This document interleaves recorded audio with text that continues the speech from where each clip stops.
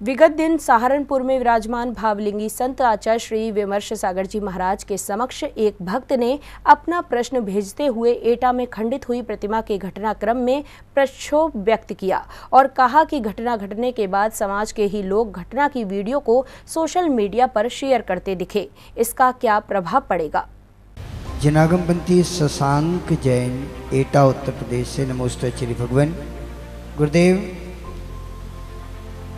हम सबको विदित है कि दिव्य तीर्थ शांति जिनायतन एटा में जिन बिंब स्थापना के समय जो घटना घटी, उसमें निश्चित रूप से हमारी समाज के ही कहीं पुण्य के उदय में कोई कमी रही, लेकिन समाज के ही कुछ साधर्मी जन इसकी वीडियो व्हाट्सएप, फेसबुक, इंस्टाग्राम आदि सोशल मीडिया प्लेटफॉर्म पर शेयर कर रहे हैं।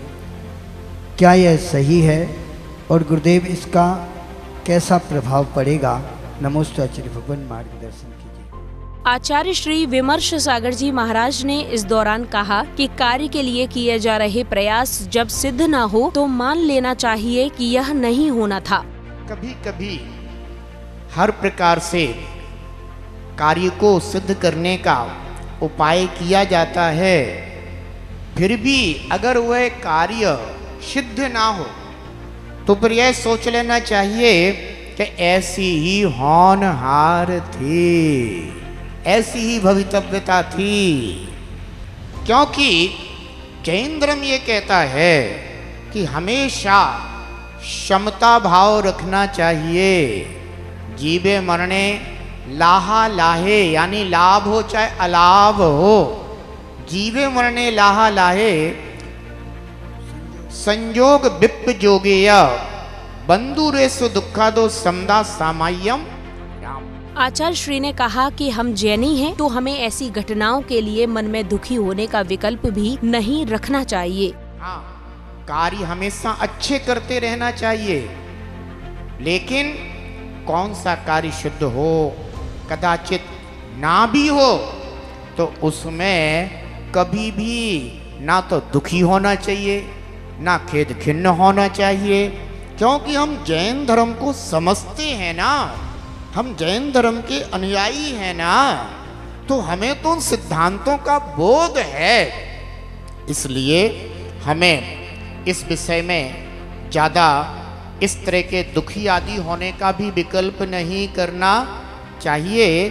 हाँ, इतना जरूर है कि यदि कोई कार्य सिद्ध ना हो तो ट्राई अगेन, पुनः प्रयत्न करो, ट्राई अगेन, पुनः प्रयत्न करो, और यही है ना हम सभी के करने योग्य होता है।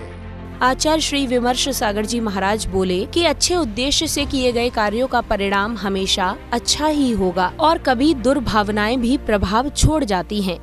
भगवान हमें समझाते हैं, बताते हैं कि जो भी अपने द्वारा शुभ कार्य किया जा रहा है उसका फल अपने लिए और सबके लिए शुभ रूप ही होगा। कभी कभी कुछ लोगों की भावनाएं अन्यथा होती हैं, गलत भी होती हैं, दुर्भावनाएं भी हो जाती हैं, और ऐसे समय में कभी कभी न जाने कितने जीवों की दुर्भावनाएं कोई एक लेकर के निकल जाता है। यही उस प्रतिमा के साथ हुआ। लेकिन इसमें इतना सोचने की बात नहीं है, वो प्रतिमाएं थी, भगवान नहीं। भगवान जब बनते हैं तब बनते हैं। ना तो वो भी भगवान थे, वो तो अभी एक पाषाण बिंब रूप में उपस्थित हुआ था, कोई भगवान तो थे नहीं। भगवान तो वो जब बनते तब बनते। देखो, कभी कभी ऐसा भी होता है, गर्भ में कोई संतान आती है और घर में खुशियां होती हैं, सभी इंतजार करते हैं कि अब संतान का जन्म होगा, घर में खुशहाली होगी। और कई बार ऐसा भी हो जाता है कि संतान गर्भ में ही अथवा जन्म लेने के बाद श्वास ही नहीं आती है। तो ये सब जो कुछ भी होता है सब अपने अपने कर्म के अनुसार होता है। आचार्य श्री बोले, उस पाषाण का योग नहीं था कि वह चिरकाल का पूजनीय बन सके। इसी प्रकार से हमें यह भी जानना चाहिए कि उस पाषाण का योग ही नहीं था कि चिरकाल तक, हजारों साल तक वह वहां स्थित होकर के भव्य जीवों के द्वारा वंदनीय रह सके। जिस पाषाण का वह योग होगा वह अवश्य ही वहां स्थित होकर के चिरकाल तक भव्य जीवों के लिए सम्यक दर्शन का, सम्यक ज्ञान का, सम्यक चारित्र का, सम्यक तप का, निर्वाण का निमित्त बनता रहेगा। आचार्य श्री ने सोशल मीडिया पर भ्रांति फैलाने वाले लोगों पर भी निशाना साधा और कहा कि जिनके पास साधन है वो उनका उपयोग जिन धर्म की प्रभावना के लिए करे। मैं इतना जरूर कहूँगा, आजकल वर्तमान में चूंकि ये इस तरह के साधन उपलब्ध हो गए हैं, इसलिए जो लोग भी इन साधनों का उपयोग दुर्घटनाओं के लिए करते हैं, मैं ये कहूँगा इन साधनों का उपयोग जिन धर्म की प्रभावना के लिए करना चाहिए।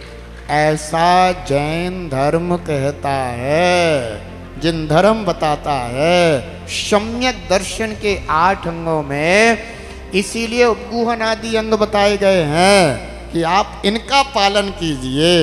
लेकिन कभी अपन ही जैन कुल में जन्मे, अपन ही जैन धर्म को मानने वाले हो, अपन ही जैन धर्म की अप्रभावना में निमित्त बने, तो कैसे कहा जा सकता है कि आप जैन धर्म को समझते भी हैं। हमें निश्चित रूप से इन जैन धर्म के सिद्धांतों को समझ करके इस सोशल मीडिया का उपयोग जैन धर्म की मात्र प्रभावना के लिए करना चाहिए।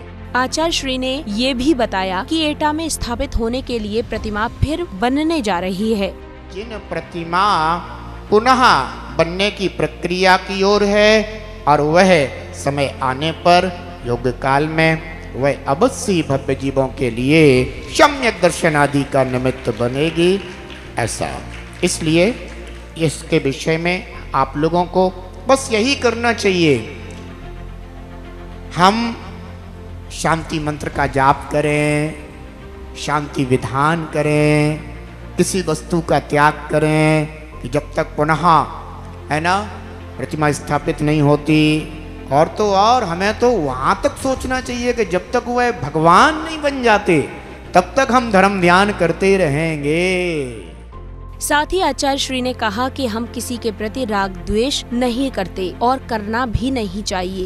लेकिन कभी भी जिन धर्म की अप्रभावना के है ना कार्य अगर आपको, क्योंकि देखिए होनहार तो है, वो होती रहती है, संसार में न जाने क्या क्या नहीं घट रहा है, रोज आप न्यूज़पेपरों में पढ़िएगा।